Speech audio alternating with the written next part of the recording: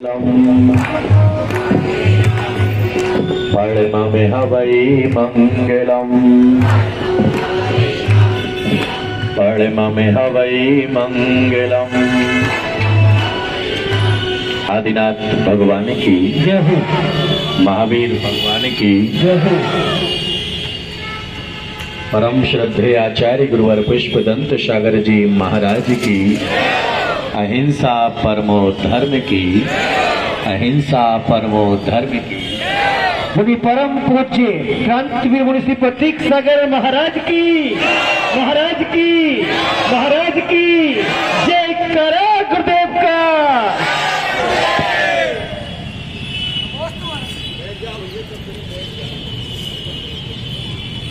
भारतीय इतिहास में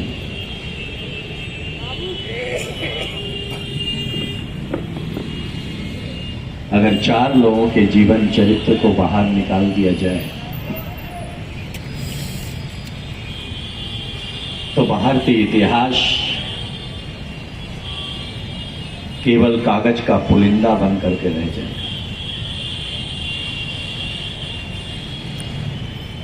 क्योंकि भारत वह देश है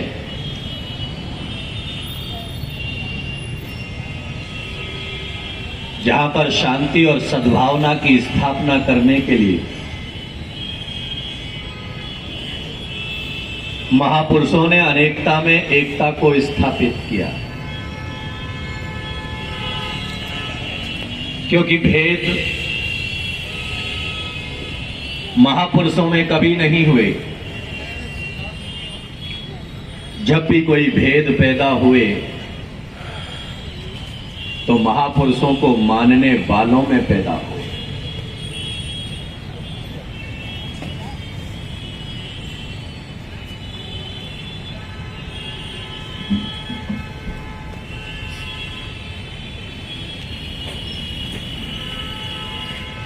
क्योंकि दीपक अलग अलग होते हैं मगर दीपक का प्रकाश एक होता है। उसी तरह से धर्म अलग अलग होते हैं लेकिन धर्म का दर्शन एक हुआ करता है। क्योंकि मुसलमान भी अगर मस्जिद में जाता है तो वह शांति और सद्भावना की प्रार्थना लेकर के जाता है, और जैन भी किसी जैन मंदिर में जाता है तो वह भी शांति और सद्भावना चाहता है। और गुरुद्वारे में अगर कोई सिख जाता है तो वह भी शांति और सद्भावना चाहता है। याद में रखिएगा, जीसस को मानने वाला भी जाता है तो शांति और सद्भावना चाहने के लिए जाता है। तरीके अलग अलग हो सकते हैं, मानने के कारण अलग अलग हो सकते हैं, प्रयोजन अलग अलग हो सकते हैं। क्योंकि शिखर पर पहुंचना सबका नियम है। क्योंकि जब हम पर्वत पर चढ़ना प्रारंभ करते हैं तो कोई दाईं तरफ से पर्वत पर चढ़ता है तो कोई बाईं तरफ से पर्वत पर चढ़ता है, लेकिन पहुंचना सबको मंजिल तक पहुंचता है। इसलिए महापुरुषों के कहने का अंदाज अलग अलग हो सकता है लेकिन मंजिल और मुकाम सबकी एक ही है कि प्राणी मात्र के अंदर जो है प्रेम का संचार हो, प्राणी मात्र के अंदर जो है अहिंसा का संचार हो, प्राणी मात्र के अंदर एक दूसरे के प्राणों को अपने प्राणों के समान समझने का धर्म निभा सके। इसीलिए जो है 4 लोगों के अगर जीवन चरित्र को भारत के इतिहास से निकाल दिया जाए तो भारत का इतिहास केवल कागज का पुलिंदा महज मात्र बन करके रह जाएगा। और वह 4 इतिहास अगर किसी के हैं तो राम, कृष्ण, बुद्ध और महावीर, इन 4 को निकाल दिया जाए तो भारतीय इतिहास केवल कागज का पुलिंदा बन करके रह जाएगा। और चारों में ही समानता है। इस देश का ज्ञानी पुरुष कहता है, इस देश का तीर्थंकर पुरुष कहता है कि राम का जन्म दिन के 12 बजे हुआ तो कृष्ण का जन्म रात के 12 बजे हुआ। महावीर दिन के 12 बजे संन्यास लेने के लिए जाते हैं तो महात्मा बुद्ध रात के 12 बजे संन्यास की धारा पर निकलते हैं। विचार किया जाना चाहिए, क्योंकि दोनों ने चारों ने ही जो है रात के 12 बजे का संदेश 12 का अंक को स्वीकार किया, क्योंकि घड़ी में केवल एक 12 का अंक ही ऐसा होता है जहां पर सारी सुइयां एक हो जाया करती है। अरे घंटे की सुई भी मिल जाती है, मिनट की सुई भी मिल जाती है और सेकंड की सुई भी मिल जाती है, जहां पर चारों हाथ जोड़ करके खड़े हो जाते हैं। वह समय होता है 12 का।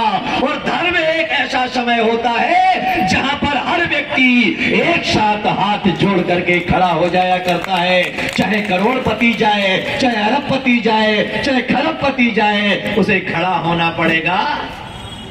याद में रखिएगा कि दुनिया में वह कहीं पर भी हाथ बांध करके खड़ा हो सकता है, लेकिन जब धर्म की निश्रा में पहुंचेगा, समा हुआ जो है धर्म की चरणों में पहुंचेगा, परमात्मा के चरणों में पहुंचेगा, तो वहां पर जाकर के हाथ जोड़ करके खड़ा हो जाएगा। इसीलिए उन्होंने रात के 12 बजे संन्यास धारण करने के लिए गए, तो उसके पीछे कारण केवल इतना ही था।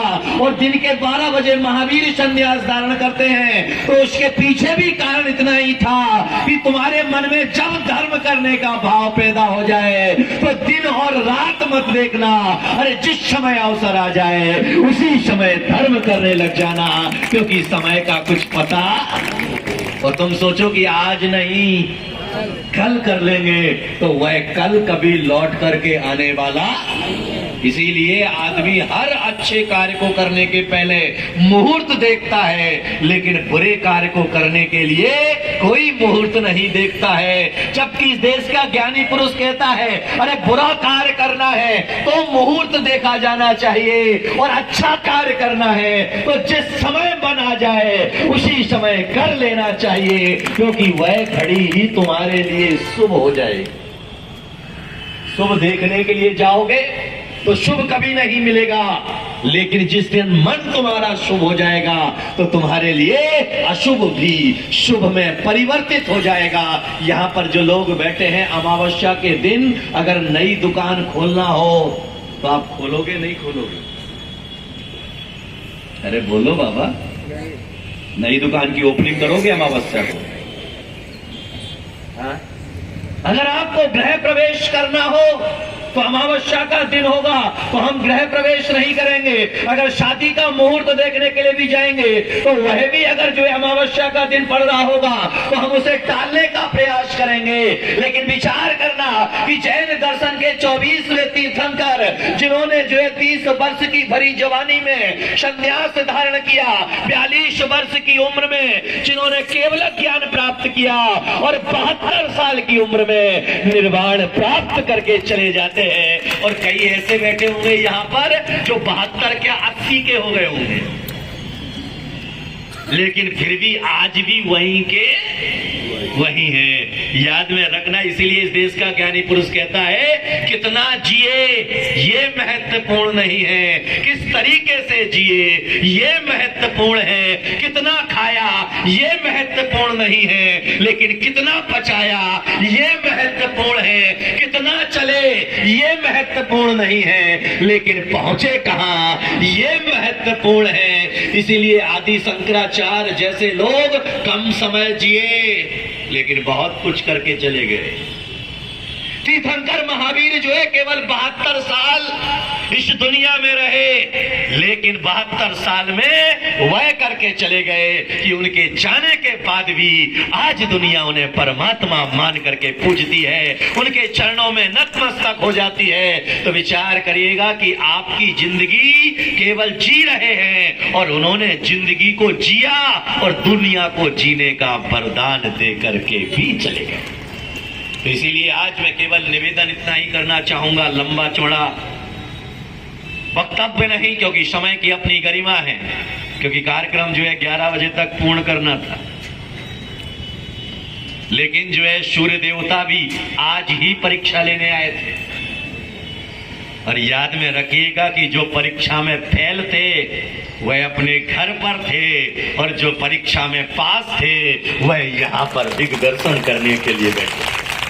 मैं निवेदन और गुजारिश केवल इतना ही करना चाहूंगा, क्योंकि जब मन में शुभ का कार्य करने का विचार पैदा होता है उस समय कोई मुहूर्त नहीं, और वही मुहूर्त के चक्कर में राम को राजगद्दी कितने वर्ष बाद मिली?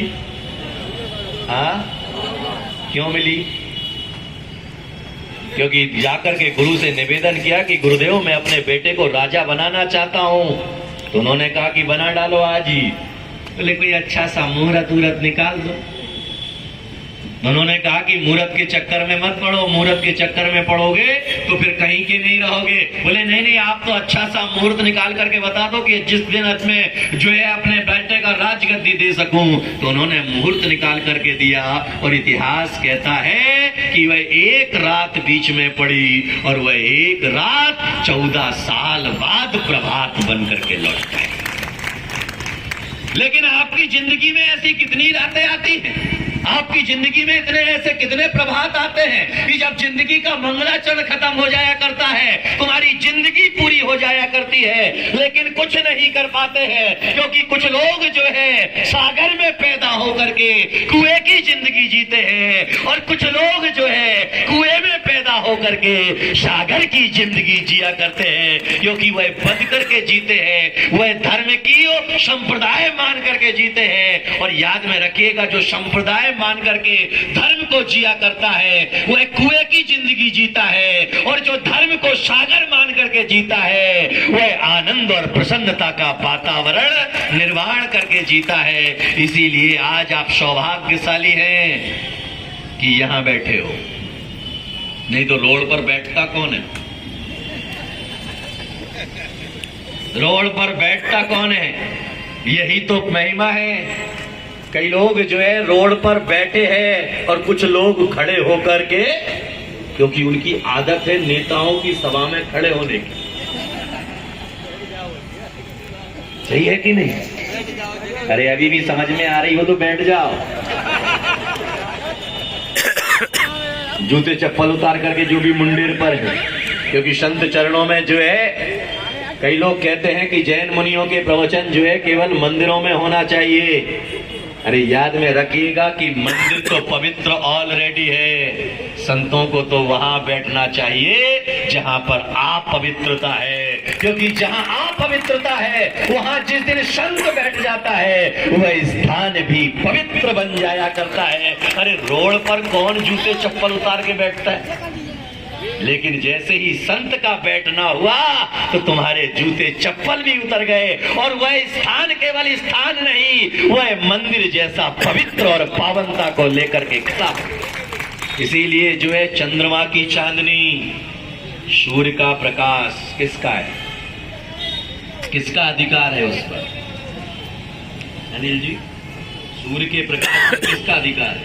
हिंदू का, मुसलमान का, सिख का या ईसाई का? किसका है? विधायक जी किसका है? चंद्रमा की चांदनी पर किसका अधिकार है? सागर के जल पर किसका अधिकार है? अरे याद में रखिएगा, क्योंकि सागर के जल के पास में कोई भी व्यक्ति प्यासा जाएगा तो उसकी प्यास बुझ जाएगी। नदी के पास में चाहे हिंदू जाए, चाहे मुसलमान जाए, चाहे सिख जाए, चाहे ईसाई जाए, अरे जो भी जाएगा उसकी प्यास बुझ जाती है। अरे वृक्ष के नीचे जो भी जाएगा उसे शीतलता मिलेगी। चंद्रमा की चांदनी में जो भी जाएगा उसे शीतलता मिलेगी। तो जिस तरह से चंद्रमा की चांदनी पर किसी एक धर्म का अधिकार नहीं होता है, नदी पर किसी एक धर्म का अधिकार नहीं होता है, उसी तरह से संतों की वाणी पर किसी एक धर्म का अधिकार नहीं होता है। क्योंकि संत किसी जाति या संप्रदाय के नहीं होते। इसीलिए दुनिया में सबसे बड़ा कौन है? कौन है? अरे देवताओं के बीच में आपने एक कहानी सुनी होगी कि देवताओं के बीच में चर्चा चली कि इस दुनिया में सबसे बड़ा कौन है। तो एक देव ने उठ करके खड़ा होकर के कहा कि जो है शेषनाग जी सबसे बड़े हैं, क्योंकि उनके ऊपर जो है हिंदू परंपरा के अनुसार जो है शेषनाग के सर पर जो है ये पृथ्वी टिकी हुई है। तो सभी देवों ने कहा कि ठीक है, तय कर दिया जाना चाहिए कि शेषनाग जी सबसे बड़े हैं। तो फिर एक देव खड़ा हुआ, बोले अगर शेषनाग जी सबसे बड़े हैं तो फिर शिव जी के गले में क्यों पड़े हैं? अगर शेषनाग जी सबसे बड़े हैं तो फिर जो है वह शिव जी के गले में क्यों पड़े हैं? तो फिर सभी देवों ने कहा कि तय कर दिया जाना चाहिए इस दुनिया में शिव जी सबसे बड़े हैं। तो फिर एक देव खड़ा हुआ, बोले अगर शिव जी सबसे बड़े हैं, शिव जी सबसे बड़े हैं, तो फिर हिमालय पर क्यों खड़े हैं? बोले ठीक है, फिर तय कर दिया जाना चाहिए इस दुनिया में सबसे बड़ा हिमालय है। तो फिर एक देव खड़ा हुआ, बोले अगर हिमालय सबसे बड़ा है तो हनुमान जी के हाथ में क्यों पड़ा है? क्योंकि वह संजीवनी लेने के लिए जाते हैं तो पूरा का पूरा हिमालय उठा करके ले आते हैं। फिर प्रश्नवाचक चिन्ह, प्रश्न ज्यों का त्यों, फिर प्रश्न खड़ा हो गया, बोले ठीक है, फिर तय कर दिया जाना चाहिए कि हनुमान जी सबसे बड़े हैं। तो फिर एक देव खड़ा हुआ, बोले हनुमान जी अगर सबसे बड़े हैं तो राम जी के चरणों में क्यों पड़े हैं? तो फिर जो है तय कर दिया जाना चाहिए इस दुनिया में राम जी सबसे बड़े हैं। तो फिर एक देव उठ करके खड़ा हुआ, बोले अगर राम जी सबसे बड़े हैं तो गुरु वशिष्ठ के चरणों में क्यों झुके हैं? तो फिर सर्वसम्मति से तय किया गया इस दुनिया में कोई बड़ा है तो सबसे बड़ा गुरु हुआ करता है, और गुरु से बड़ा इस दुनिया में। इसीलिए तो हम पूजा पद्धतियों में अपने कहते हैं गुरुर् ब्रह्मा गुरुर् विष्णु गुरुदेवो गुरु साक्षात परम ब्रह्मा तस्मै श्री। वहीं पर हमारी बाउंड्री खत्म हो जाती है। इसीलिए मैं आपसे निवेदन केवल इतना ही करना चाहूंगा कि चाहे हम राम को मानने वाले हों, चाहे हम महावीर को मानने वाले हों, चाहे हम कृष्ण को मानने वाले हों, चाहे हम बुद्ध को मानने वाले हों, चाहे हम जीसस को मानने वाले हों, और कोई भी धर्म ये नहीं कहता है ये अशांति और अराजकता का माहौल निर्माण होना चाहिए। अरे हर धर्म यही कहता है शांति और सद्भावना का वातावरण निर्मित होना चाहिए। लेकिन जहां पर हमारी मानसिकता छोटी हो जाती है वहीं से हमारी जिंदगी में अफरा तफरी मचना प्रारंभ हो जाती है। इसीलिए ग्वालियर वासियों, बिना पैसे का नाई हूं, बिना पैसे का नाई हूं। अगर किसी का विचार बनना हो तो आ जाओ। क्योंकि कई लोग देख रहे थे, बोले महाराज बाल कैसे निकाल रहे हैं, अभी तक तो दाढ़ी भी थी, अभी तक तो मूंछ भी थी, अब तो ये भी नहीं बची है। कई लोग जो है वीडियो बना करके जो है शेयर कर रहे थे। अरे काश वीडियो शेयर करने की बनस्पत आचरण को शेयर कर लिया होता तो तुम्हारा जीवन मंगलाचरण बन गया होता, तुम्हारी जिंदगी में दिव्यता और भव्यता पैदा हो गई होती। इसीलिए स्वर्ग जाना चाहते हो कि नहीं? बोलो हाँ या ना। कौन कौन जाना चाहता है? स्वर्ग हाथ उठाओ, पूरा उठाओ ईमानदारी के साथ में। अनिल जी तुम नहीं जाना चाहते? ये सब स्वर्ग जाना चाहते हैं, लेकिन स्वर्गीय कोई नहीं होना चाहता। स्वर्ग सब जाना चाहते हैं, लेकिन स्वर्गीय है। हमारे जब यहाँ पर कार्यक्रम, चौराहे पर कार्यक्रम प्रारंभ हुआ तो आयोजन कमेटी को बड़ा टेंशन, बोले जो है बिछाक तो कर दी हमने, उस पर बैठेगा कौन? कोई नहीं बैठेगा, वही बैठेगा जिसके जीवन में पुण्य की कृपा हो,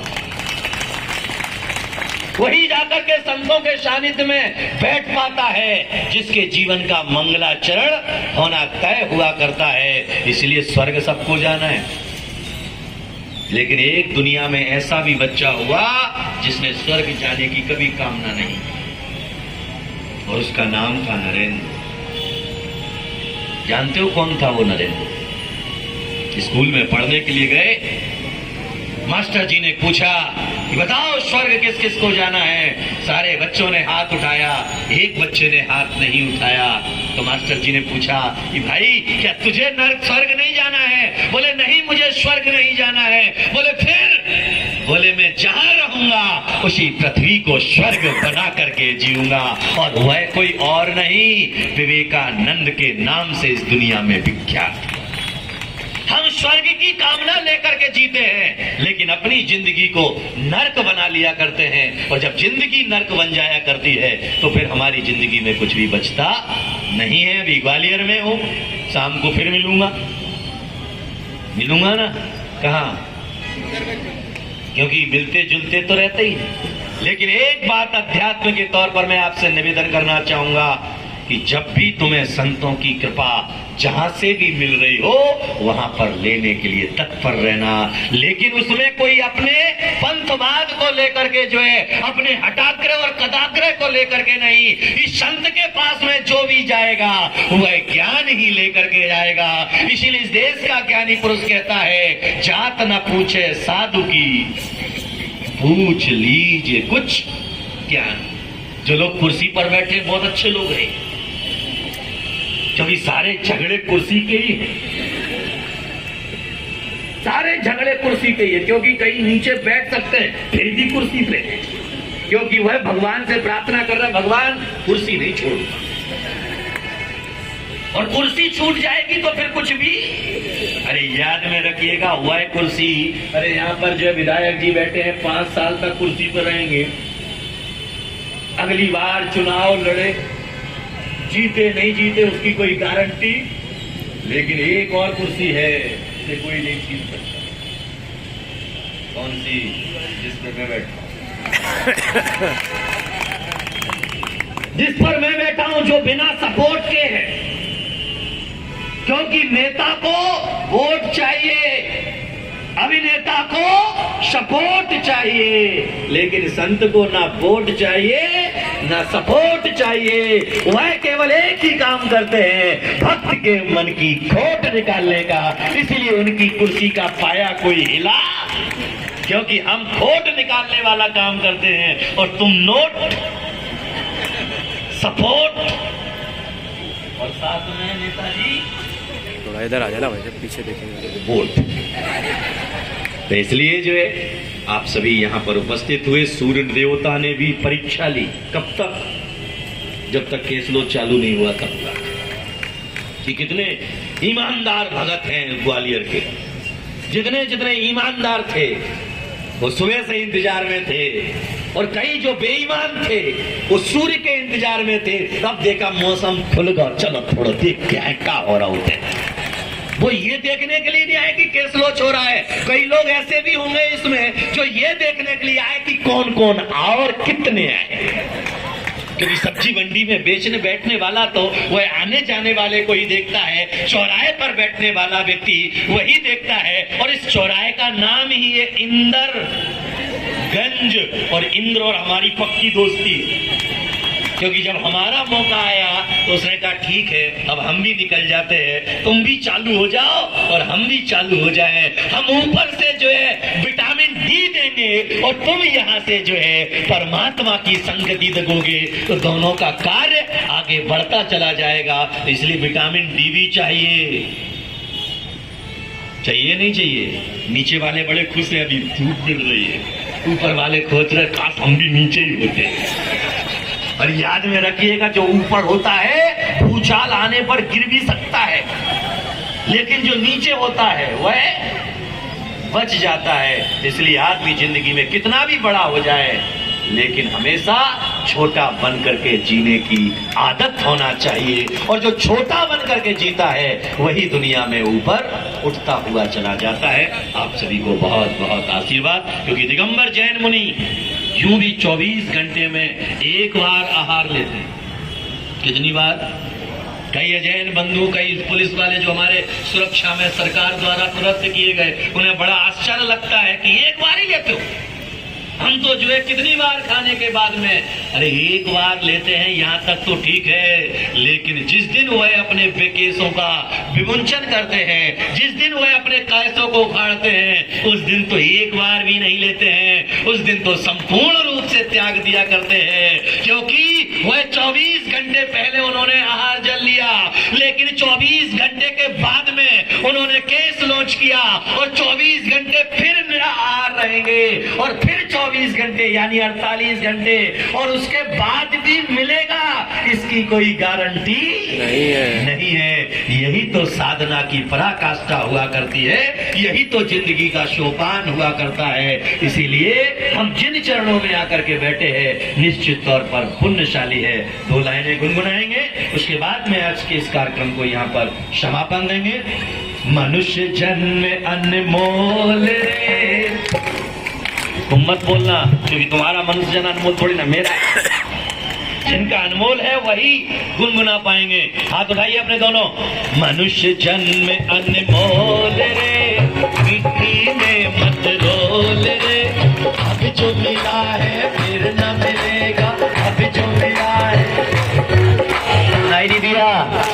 जो मिला है, अब जो मिला है, कभी नहीं कभी नहीं कभी नहीं रे।